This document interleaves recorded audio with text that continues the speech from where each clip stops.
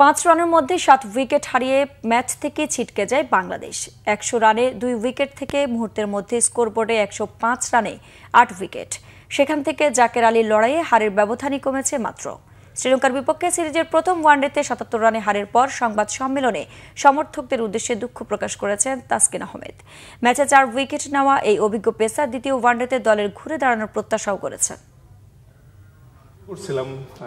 আমি এক্সপেক্ট করছিলাম যে আজকে আশা করি 5-7 ওভার আগে আমরা জিতে যাব ইনশাল্লাহ, কিন্তু আনফরচুনেটলি ওই কলাপসটা আমাদের বিগ লস হয়েছে। আসলে মানে এটা আসলে খুবই দুঃখজনক।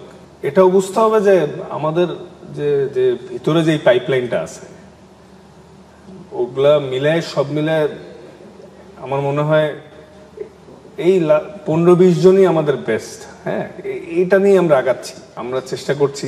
আর সমর্থকদেরকেও সরি যে ইজি ম্যাচটা হেরে গিয়েছে আনফরচুনেটলি। আমরা আশা করছি দ্রুত কাটিয়ে উঠবো সব সমস্যা এবং সামনে ভালো জয় উপহার দেবো।